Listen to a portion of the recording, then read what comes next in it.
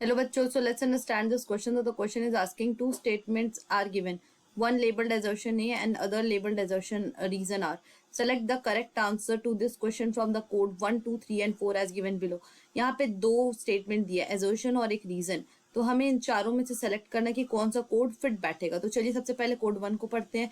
तो यहाँ पे दिया है कि जो assertion और रीजन है ये दोनों ही ट्रू है और जो रीजन है वो करेक्ट एक्सप्लेनेशन है assertion का. स्टेटमेंट 2 की बात करें कि बोथ एजर्शन और रीजन जो है वो ट्रू है, लेकिन जो रीजन है वो करेक्ट एक्सप्लेनेशन नहीं है एजर्शन का. स्टेटमेंट 3 है एजर्शन ट्रू है, रीजन फॉल्स है. और चौथा दिया है एजर्शन फॉल्स है, रीजन ट्रू है. तो चलिए देखते हैं एजर्शन और रीजन में कौन से स्टेटमेंट दिए.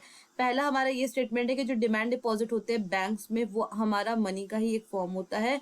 और इसका रीजन ये है कि जो पीपल है उनके पास ये प्रोविजन होता है कि वो उन्हें विड्रॉ कर सकते हैं जब भी उन्हें पैसे की जरूरत पड़े. तो चलिए सबसे पहले इसके की कंसेप्ट को समझते हैं. तो इसका की कंसेप्ट होगा डिमांड डिपॉजिट.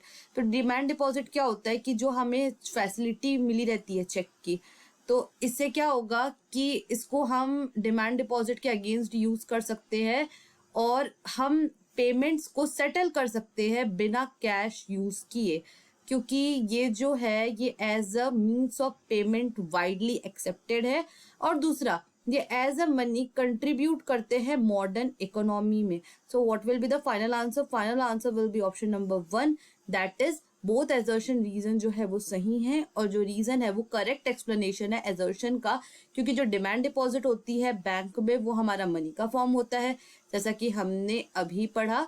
और दूसरा जब भी पीपल को जरूरत होगी तो वो उन्हें विड्रॉ कर सकते हैं. So I hope this question has been clear to you. Thank you and best of luck.